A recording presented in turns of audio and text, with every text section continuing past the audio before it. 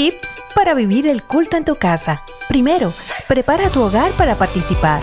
Prepara el lugar donde vas a ver el culto, creando un ambiente propicio. Toma las medidas que sean necesarias para que nada ni nadie puedan interrumpir este momento. Por ejemplo, silenciar tu teléfono. Hazlo con tiempo, sin afán. 2. Prepárate tú también. Una vez preparado el lugar, ahora te invitamos a que te prepares, ya sea de manera individual o en familia, para tener un encuentro con el Señor. Si estás solo, recuerda que formas parte del cuerpo de Cristo y estamos unidos por el Señor, así que no estás solo. 3. Abre bien los oídos y también el corazón. Dios nos habla por su palabra, así que abre bien los oídos. Participa activamente de las lecturas bíblicas, las oraciones y los cantos. 4. Invita a los miembros de tu familia a participar. Este es su momento para compartir la fe en el Señor Jesucristo con nuestra familia. 5. Reconociendo al Señor con nuestros diezmos y ofrendas. Para la entrega de tus diezmos y ofrendas, puedes comunicarte con la iglesia para indicarte cuáles son los canales abiertos para este propósito.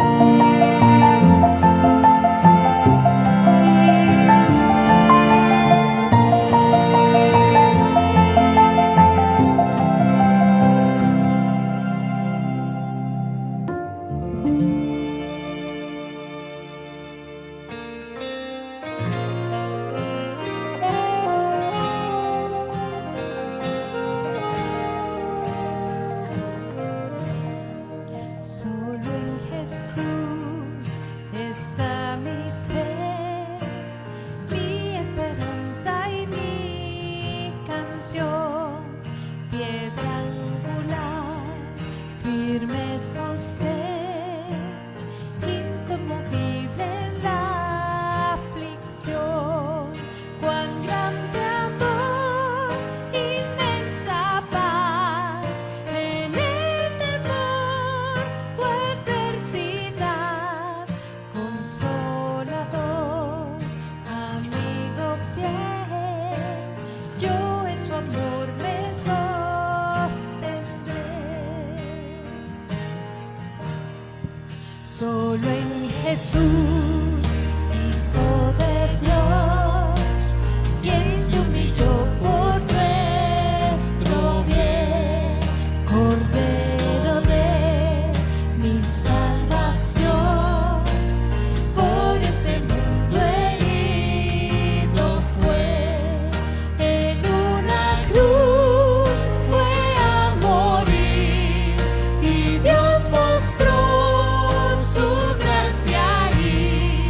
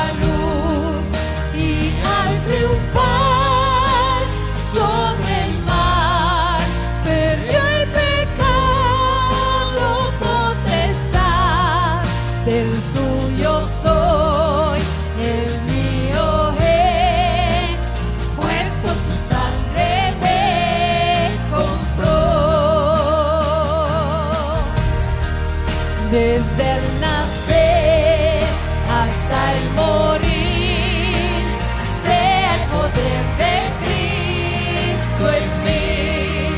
No temeré, seguro estoy, mi vida yo a Él le doy. Ningún poder, ningún afán de Él me arrebatará, hasta que Él venga otra vez. En su poder me sostendré. Ningún poder, ningún afán de Él me arrebatará, hasta que Él venga otra vez. En su poder me sostendré.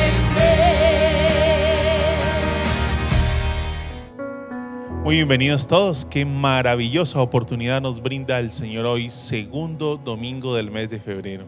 En esa acción de gracias que venimos tributando al Señor, como lo celebrábamos el domingo anterior, 211 años de presencia en el mundo, 92 años de presencia en Colombia. Gracias al Señor por la Iglesia Presbiteriana Cumberland y la manera en cómo la ha usado para llegar a tantos lugares en nuestra nación. Gracias al Señor por eso. Acerquémonos hoy con gozo, regocijándonos en el Señor, exaltándole. Recuerde invitar a los que están a su alrededor. Si hay personas que están allí, quisieran participar, sea esta una oportunidad de llamarles a sentarse con usted y ahí tiene la oportunidad de bendecir al Señor. Enviarle el link también a un familiar, a un amigo, a una persona quien quiera participar del culto. Y recuerde que si no lo puede ver en directo, lo puede ver diferido después de pasada la hora, en cualquier momento o día de la semana puede participar de él. Es una oportunidad de testificar del Señor también, el que podamos transmitir los cultos por este medio. Acerquémonos a la palabra del Señor y que el Salmo 7 nos dirija en esta búsqueda del Señor manifestada en los cantos, oraciones y así en la exposición de la palabra. Salmo 7 dice: sálvame, Señor mi Dios, porque en ti busco refugio. Líbrame de todos mis perseguidores, de lo contrario me devorarán como leones, me despedazarán y no habrá quien me libre. Señor mi Dios, ¿qué es lo que he hecho? ¿Qué mal he cometido? Si le he hecho daño a mi amigo, si he despojado sin razón al que me oprime, entonces que mi enemigo me persiga y me alcance, que me haga morder el polvo y arrastre mi honra por los suelos. Levántate, Señor, en tu ira, enfréntate al furor de mis enemigos, despierta, oh Dios, e imparte justicia. Que en torno tuyo se reúnan los pueblos, reina sobre ellos desde lo alto. El Señor juzgará a los pueblos. Júzgame, Señor, conforme a mi justicia, págame conforme a mi inocencia. Dios justo, que examinas mente y corazón, acaba con la maldad de los malvados y mantén firme al que es justo. Mi escudo está en Dios, que salva a los de corazón recto. Dios es un juez justo, un Dios que en todo tiempo manifiesta su enojo. Si el malvado no se arrepiente, Dios afilará la espada y tensará el arco. Ya ha preparado sus mortíferas armas, ya tiene listas sus llamantes saetas. Miren al preñado de maldad, concibió iniquidad y parirá mentiras. Cavó una fosa y la ahondó, y en esa misma fosa caerá. Su iniquidad se volverá contra él, su violencia recaerá sobre su cabeza. Alabaré al Señor por su justicia, al nombre del Señor Altísimo cantaré salmos. Señor, como el salmista lo expresa, hoy elevamos nuestra voz a ti, rogando: sálvanos, Señor mi Dios, porque en ti buscamos refugio. Líbranos de nuestros perseguidores. Hoy venimos, Señor, en este culto delante de ti a buscar refugio, protección, abrigo, a descansar en ti, Señor, frente a tantas situaciones que nos afligen, persiguen, Señor. Y por eso alabaremos al Señor por su justicia. Al nombre del Señor Altísimo cantaremos salmos mientras haya aliento en nosotros, Señor, porque tú eres el único digno de recibir toda la gloria por los siglos de los siglos. Amén.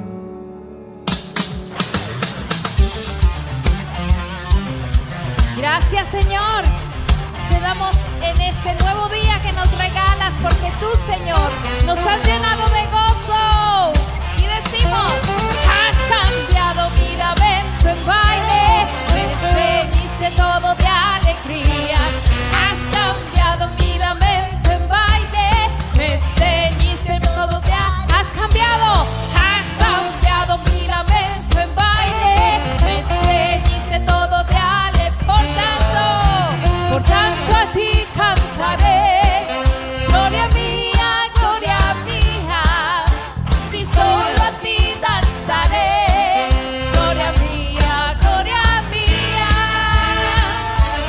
Has cambiado mi lamento en baile, me ceñiste todo de alegría. Has cambiado mi lamento en baile, me ceñiste todo de alegría.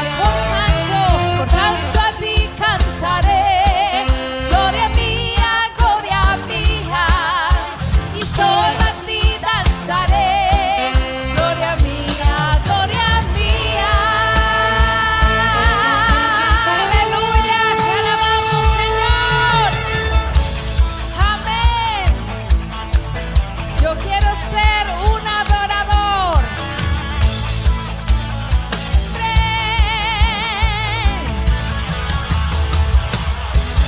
Tú diste al hombre un lenguaje muy bello.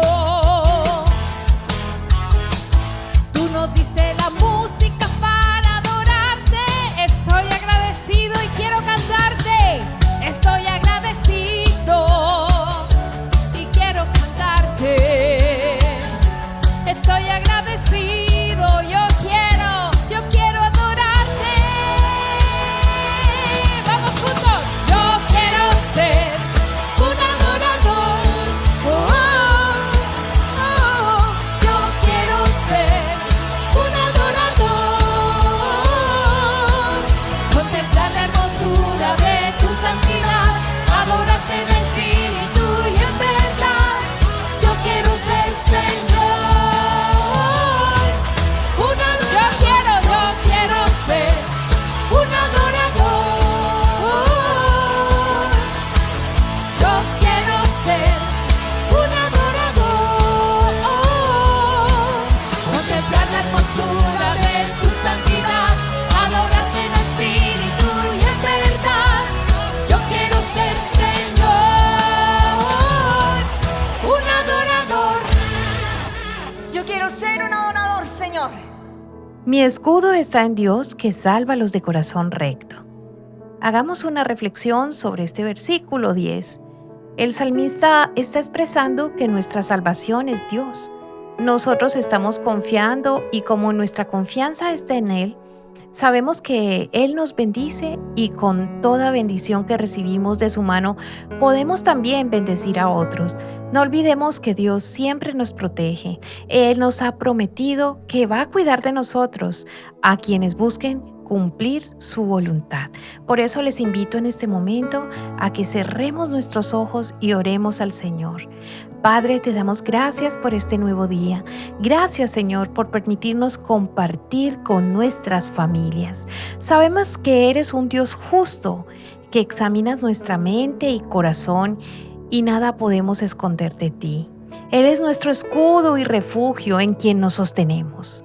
Eres nuestra esperanza. Te pedimos perdón por nuestros pecados. También ayúdanos a reconocer que necesitamos más de ti, recibiendo tu obra transformadora que nos hace justos. Te contemplamos, Padre amado, y agradecemos lo que haces por nosotros.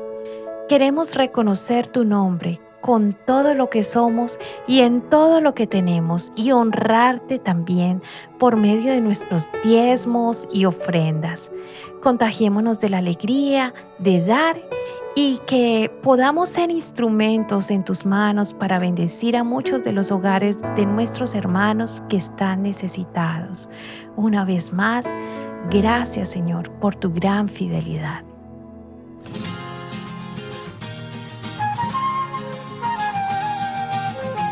Padre, la tierra canta alegre, Señor, y da testimonio de tu poder. La tierra entera te alaba y te bendice, Dios.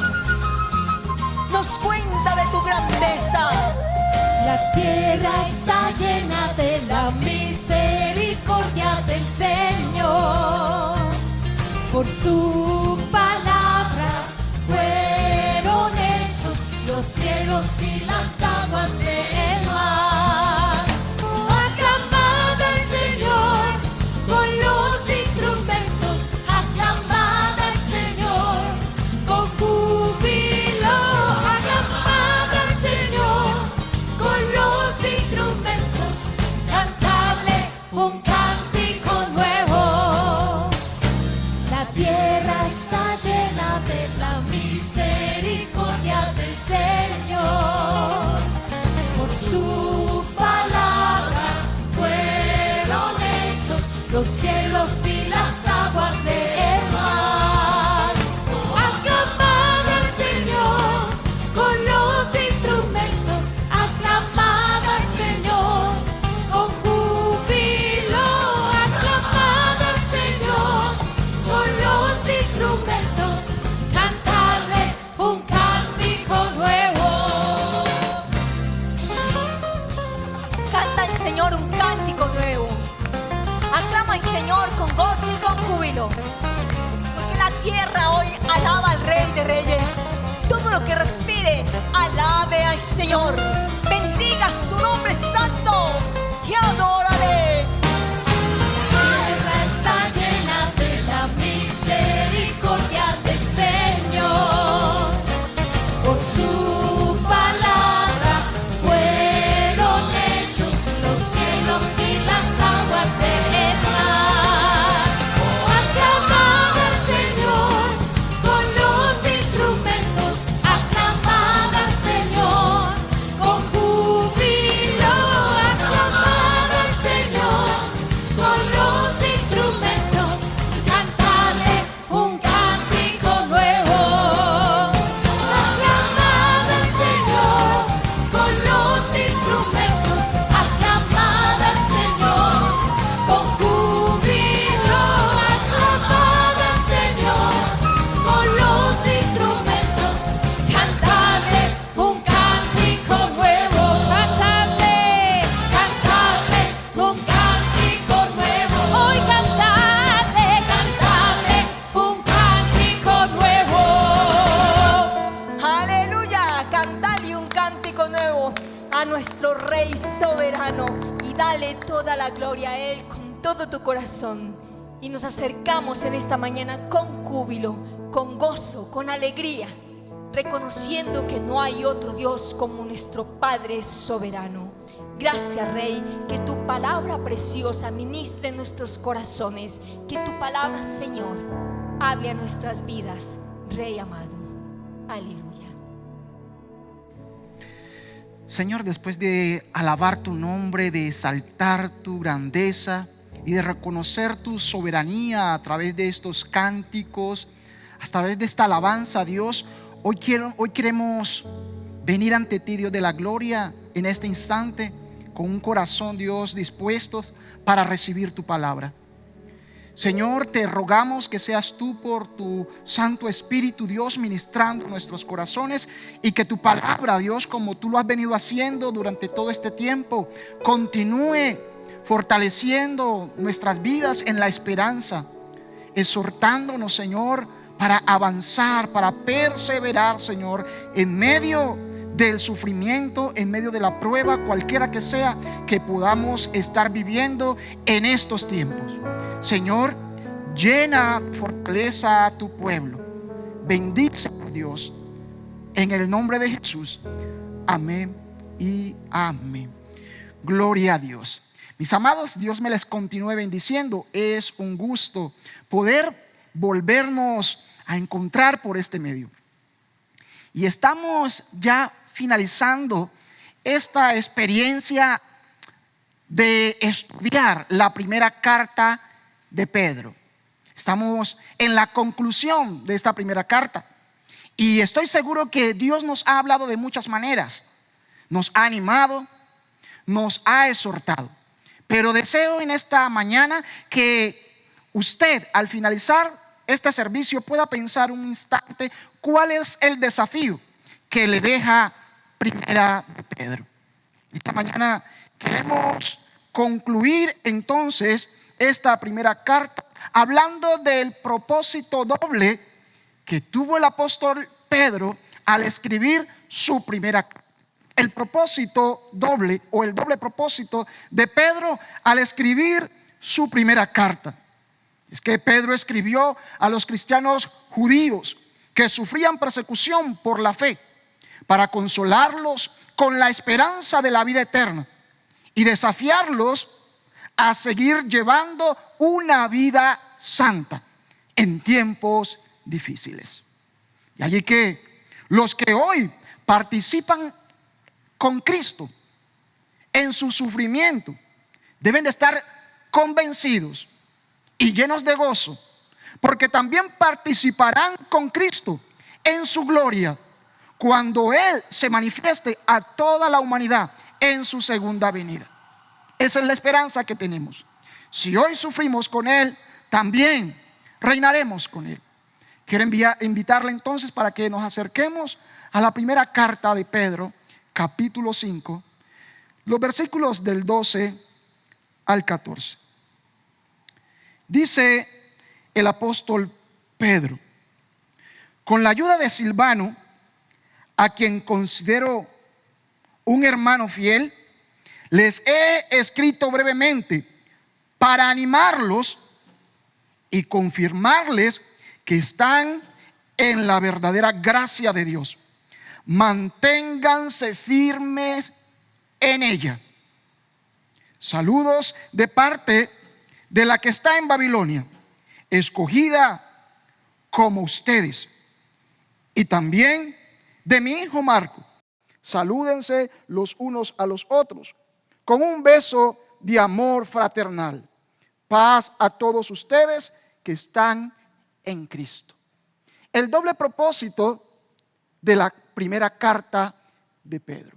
De pronto usted continuará en su estudio, encontrará otros propósitos de esta primera carta. Pero queremos concluir esta primera carta hablando de ese doble propósito de esta primera carta. En primer lugar, Pedro escribe esta primera carta con el propósito de animar a los elegidos de Dios. Viven como extranjeros y sufren persecución en esta tierra extraña.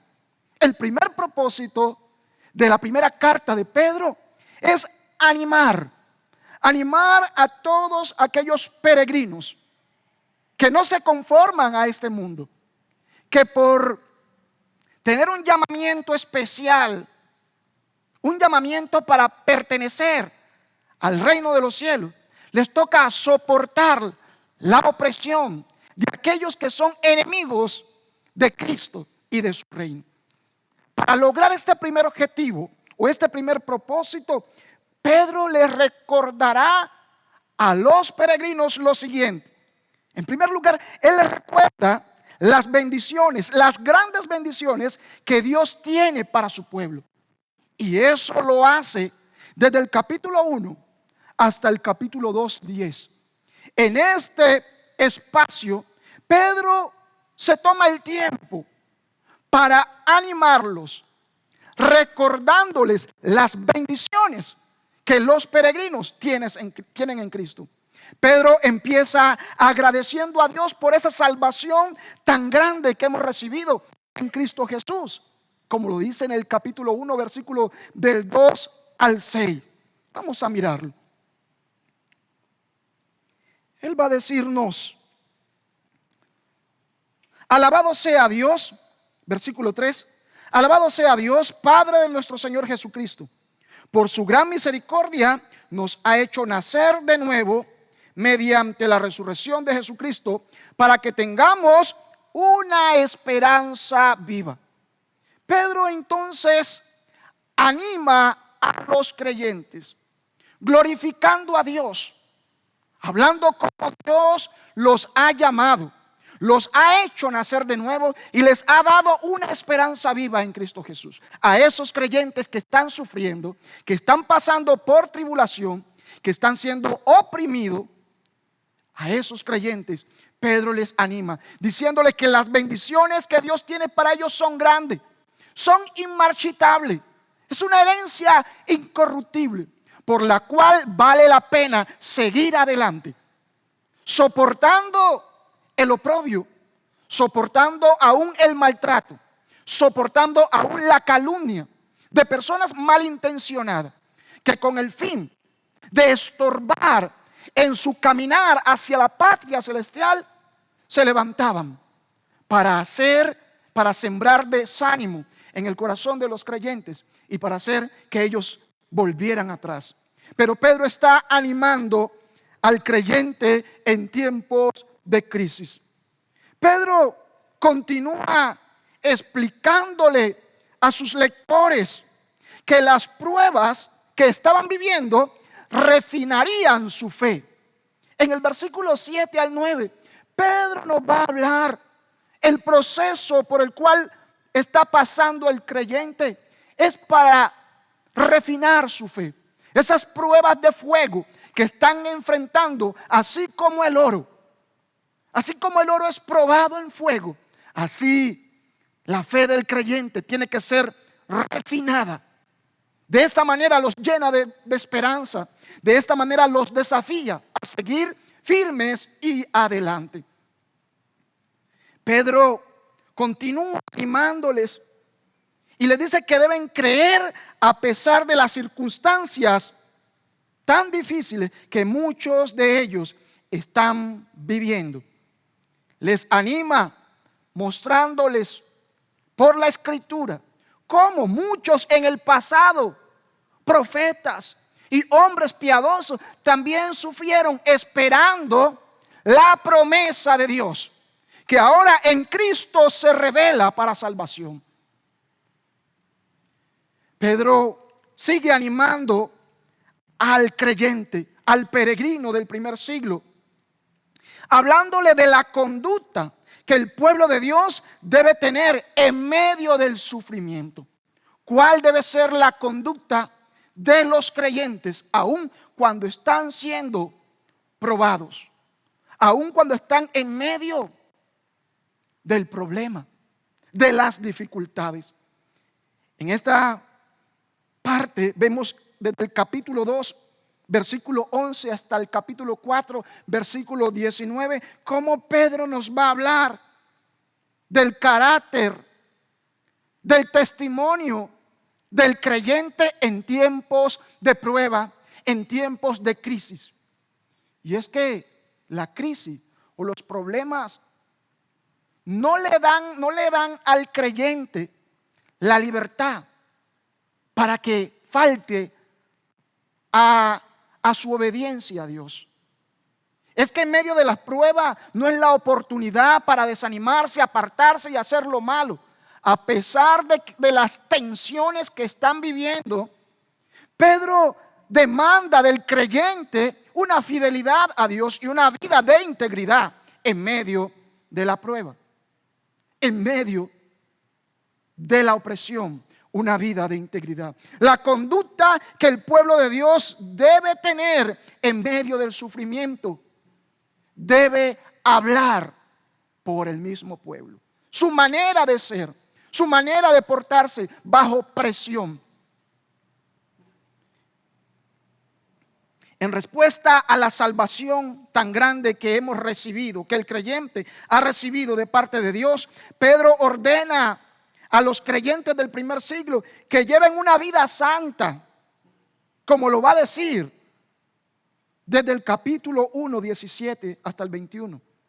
A ser sinceros y a ser llenos de amor y llegar a ser semejantes a Cristo aún en el sufrimiento. También explica cómo deben vivir los creyentes durante los tiempos difíciles. Los cristianos deben vivir de acuerdo al carácter de Dios. Los cristianos deben permanecer fieles, íntegros en su fe, en su práctica, en su moral, en los tiempos difíciles. A pesar de lo que están viviendo, les demanda que pongan su confianza en Cristo. Deben ser intachables, como lo va a mostrar en el capítulo 2, versículo 12 al 17. Mientras imitan a Cristo en todas sus relaciones y funciones sociales. Nos va a hablar el apóstol Pedro de la relación y del testimonio que deben tener los esclavos con sus amos, los esposos y las esposas en su matrimonio, los de la iglesia entre sí y con los vecinos. Jesús debe ser nuestro ejemplo de obediencia a Dios cuando estemos en medio del sufrimiento. Pedro insiste en esto, en que Jesús es nuestro modelo a seguir. En medio de la prueba, la iglesia, el creyente, el peregrino debe continuar mirando a Cristo. En medio del sufrimiento, el peregrino se inspira en la misma actitud que tuvo Cristo al enfrentar las pruebas y las tribulaciones. En esta primera carta, Pedro indica la actitud correcta acerca de la persecución. Y nos va a decir que deberíamos esperarla. No deberíamos extrañarnos cuando estemos pasando por diversas pruebas, porque no podemos esperar menos de un mundo que odia a Dios y no se quiere someter a su palabra. Si rechaza a Cristo, a los seguidores de Cristo también rechazarán. En medio de la crisis, Pedro le va a mostrar al creyente que debe estar agradecido por el privilegio de sufrir por Cristo. Pedro va a insistirle al creyente que debe seguir confiando en Dios aún en medio de las dificultades. Confiar en que está en las manos de Dios. Pedro anima. El propósito de la primera carta de Pedro es animar a un pueblo de elegidos que son peregrinos en este mundo. Animarlos, y para ellos les habla de las grandes bendiciones que tenemos. Les habla de la conducta que debemos mantener en los tiempos de crisis y de dificultades.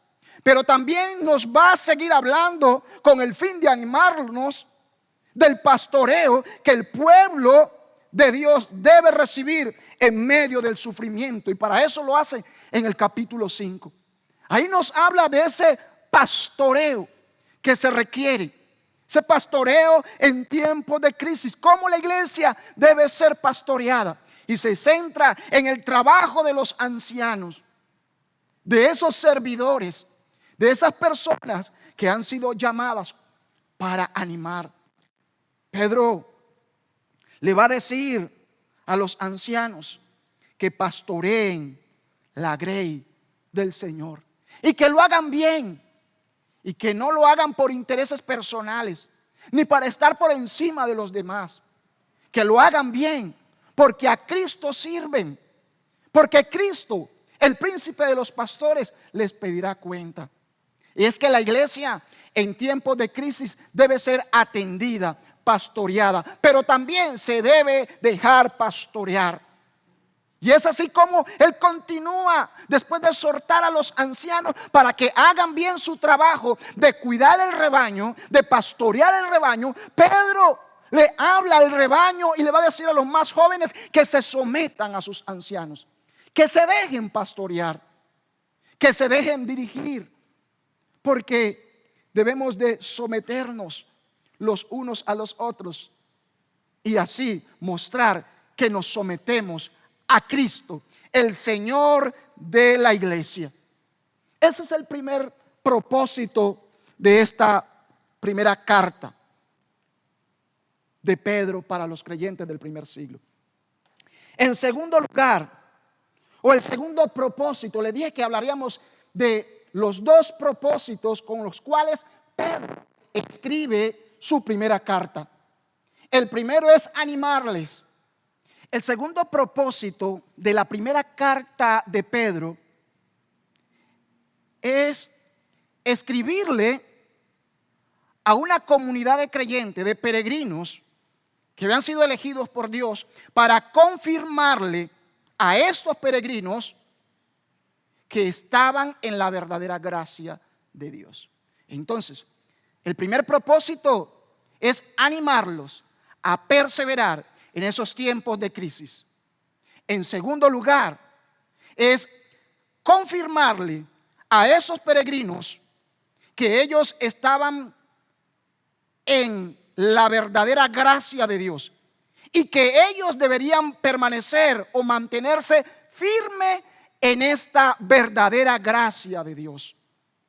La verdadera gracia de Dios no nos trae solamente la salvación, nos trae la salvación.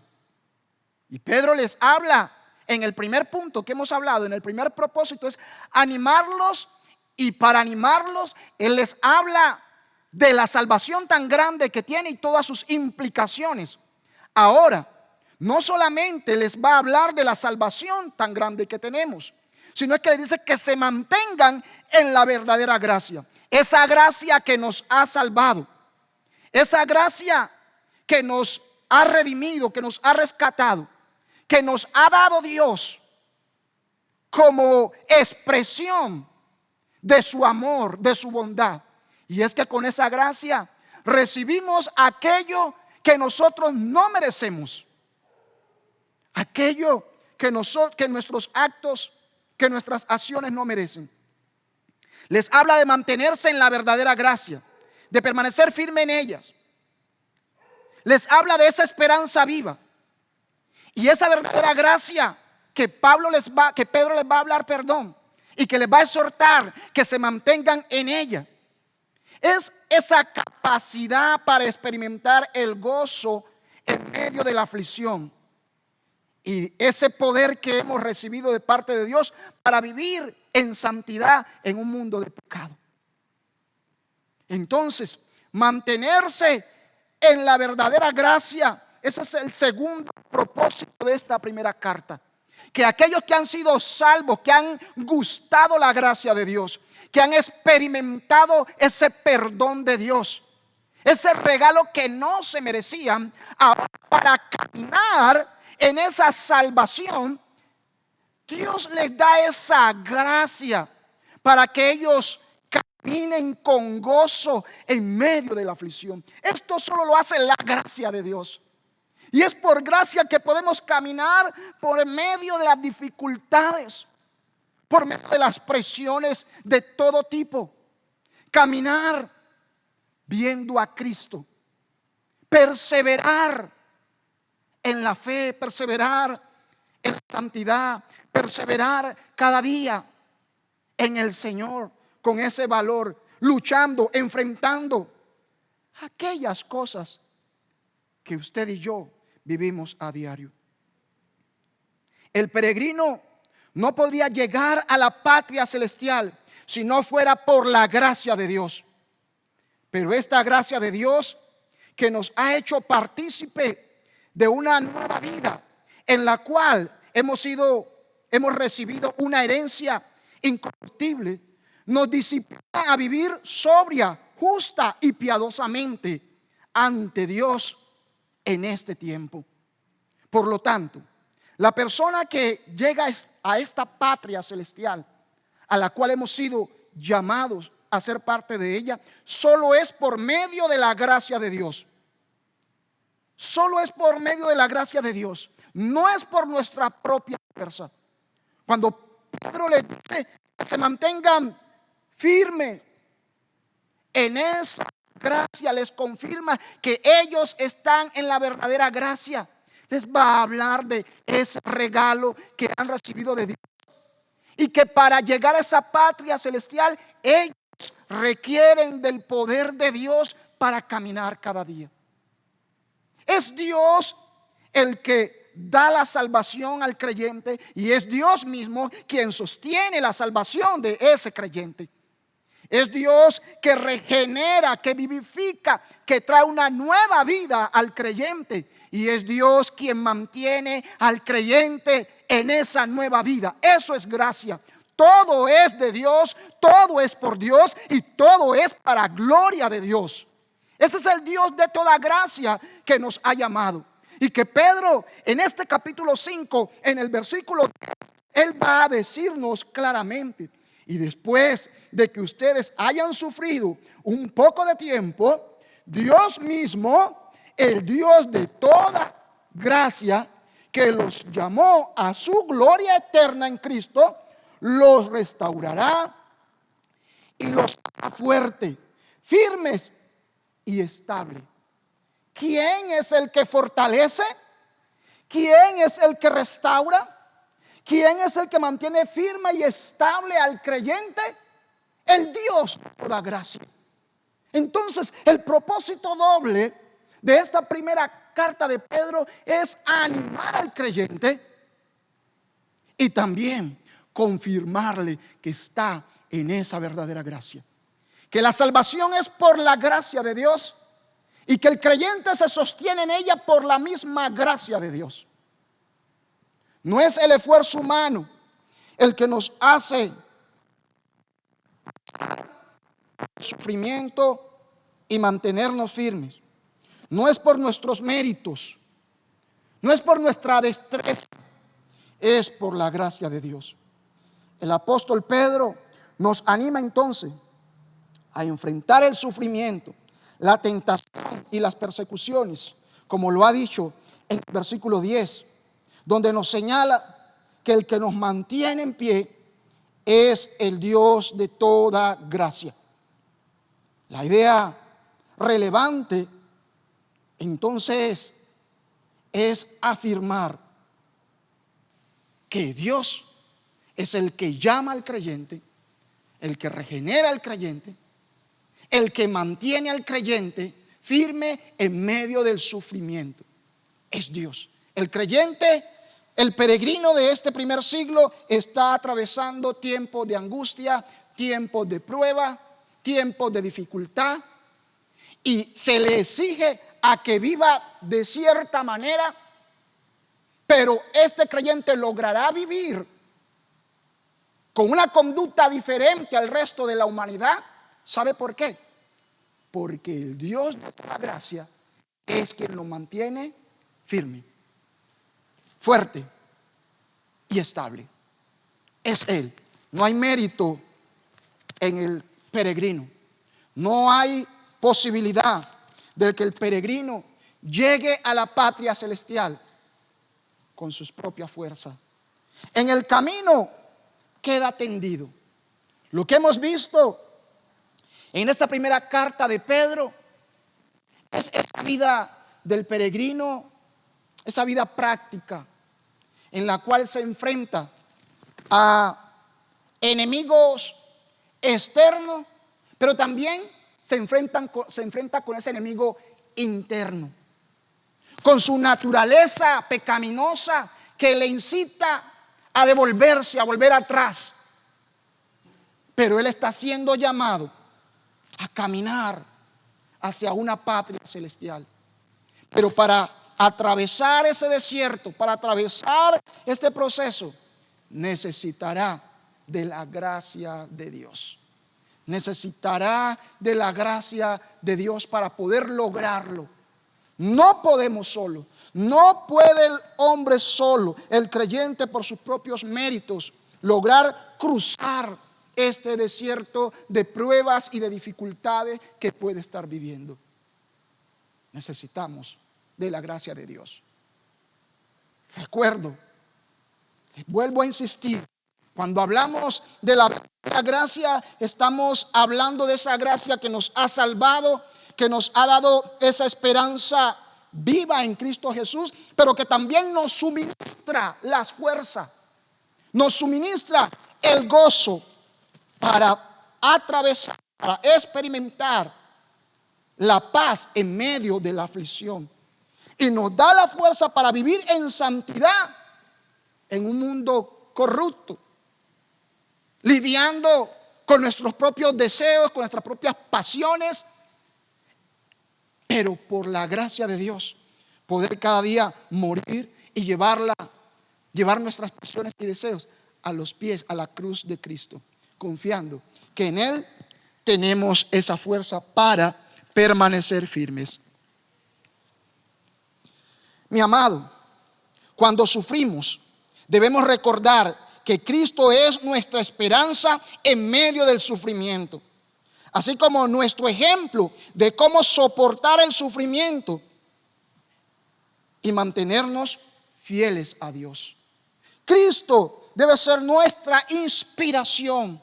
Él es nuestra esperanza en medio del sufrimiento. Ese es el propósito de Pedro al escribir esta carta. Decirles a los peregrinos del primer siglo que hay esperanza, una esperanza viva.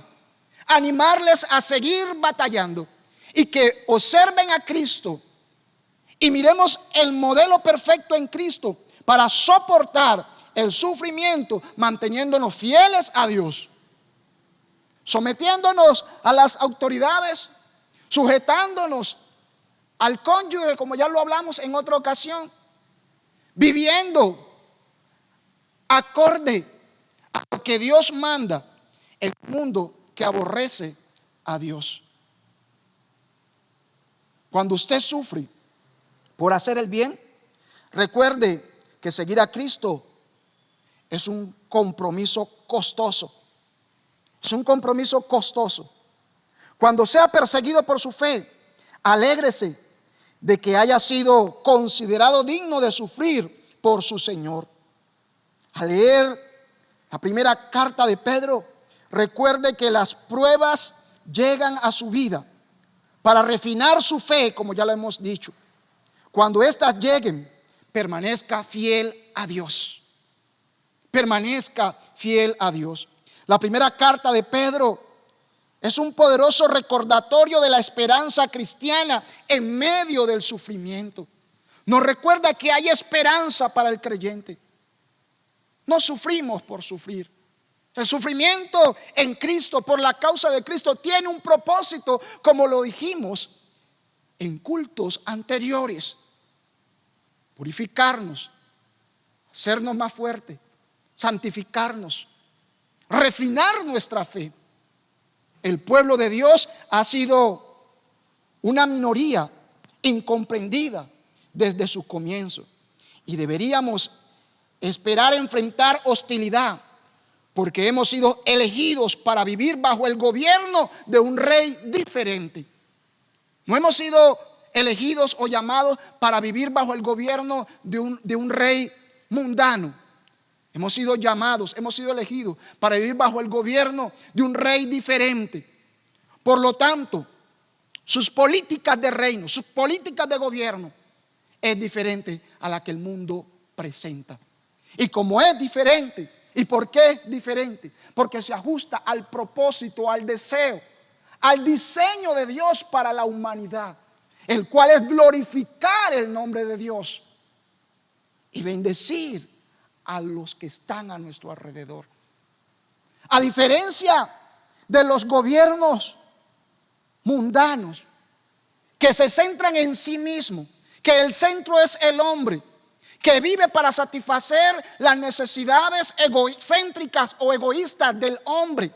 En el reino de Cristo vivimos para gloria de Dios y para bendición y ayuda de los que están a nuestro alrededor. Mis amados, de esta manera entonces llegamos a la conclusión de la primera carta del apóstol Pedro, con la cual pretende, número uno, animar a los peregrinos del primer siglo que están sufriendo. ¿Y cómo Pedro les anima? hablando de las grandes bendiciones que tenemos de parte de Dios, hablándonos de la conducta del peregrino en medio de los tiempos difíciles y hablándonos del pastoreo que la iglesia, que el peregrino debe recibir en tiempos de crisis. Y el segundo propósito es afirmarles, confirmarles a estos elegidos que están en la verdadera gracia.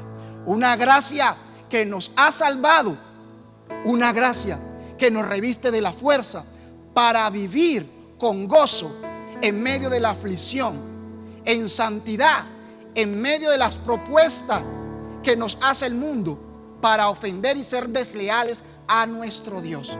Es esa verdadera gracia que nos permite vivir un proceso en medio del cual nuestra fe es probada, es refinada como el oro. Y en medio de este horno de prueba que vive el creyente, la verdadera gracia lo reviste de fuerza y de amor para perseverar en medio de la aflicción.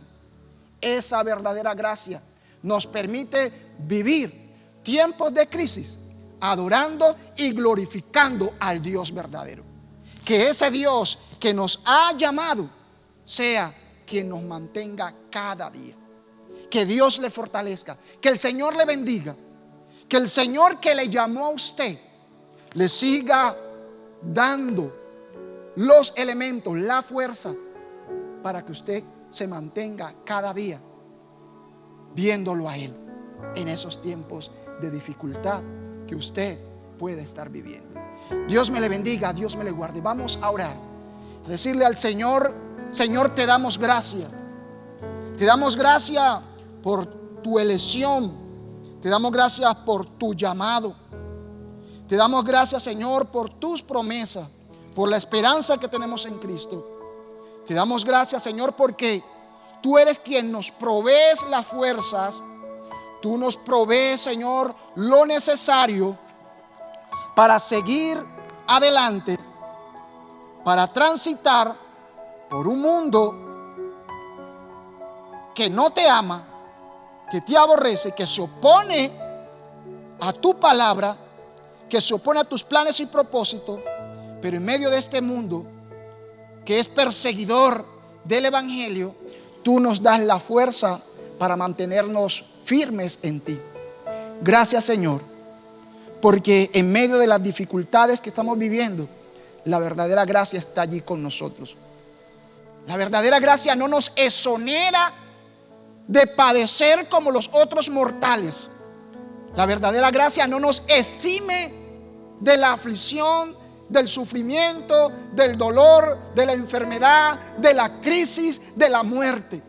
La verdadera gracia nos provee las fuerzas, el gozo, la paz, el amor, la esperanza, la bondad y todo lo que necesitamos para seguir dando testimonio que estamos en Cristo, en el Dios de toda gracia. Él nos llamó, Él nos sostiene hasta que Él venga.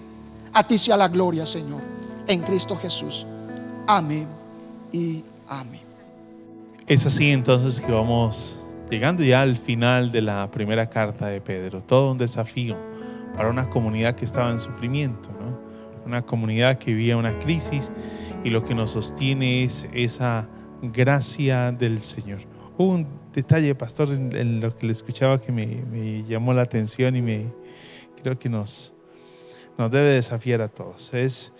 Dios es quien nos da la gracia para podernos sostener en medio de las situaciones adversas. Es quien nos da la fuerza para podernos sostener. Y luego viene como un llamado: manténganse firmes en ella. Es como apropiarnos de algo. Bien lo decía el pastor, la gracia no es algo que yo me gano, es algo que el Señor me da. Y lo que hago es disfrutar de lo que ya he recibido. Creo que ese es el llamado. Y me llamó la atención lo que dice en la línea siguiente, en el versículo 13, dice: saludos de parte de la que está en Babilonia. Imagina, pastor, una comunidad que está sufriendo, y lo que hace Pedro es citar a Babilonia con todo el contenido de lo que es Babilonia a la luz del Antiguo Testamento. Vino a mi mente la figura de Daniel, cómo se sostuvo firme, sostenido en la infinita gracia de Dios. Que Dios nos ayude. Los tiempos que vivimos y los que vendrán para la iglesia serán tiempos muy desafiantes. Que sea la gracia de Dios la que nos sustente. Y recuerde siempre que somos el pueblo del Señor, y es por esa infinita gracia y bondad de Dios que somos parte de ese pueblo. Mi hermano, disfrute de esa ciudadanía que Dios le ha dado, manteniéndose firme en el Señor. Que la gracia de Dios les acompañe y les bendiga y les dirija. Y que sea este un tiempo para compartir con los suyos, tomarse un café que nos ha dejado el Señor. Y que así entonces vamos dando cierre a la primera carta de Pedro y continuaremos en otras exposiciones de la palabra del Señor. Un abrazo y muchas bendiciones para todos. La tierra está llena de la misericordia del Señor. Por su palabra fueron hechos los cielos y las aguas del mar. Aclamad al Señor con los instrumentos, aclamad al Señor con júbilo, aclamad al Señor con los instrumentos, cantarle un cántico nuevo. La tierra está llena de la misericordia del Señor. Por su palabra fueron hechos los cielos y las aguas del mar. Aclamad al Señor con los instrumentos, aclamad al Señor con júbilo, aclamad al Señor con los instrumentos, cantarle un cántico nuevo. Canta al Señor un cántico nuevo. Aclama al Señor con gozo y con júbilo. Porque la tierra hoy alaba al Rey de Reyes. Todo lo que respire, alabe al Señor. Bendiga su nombre santo.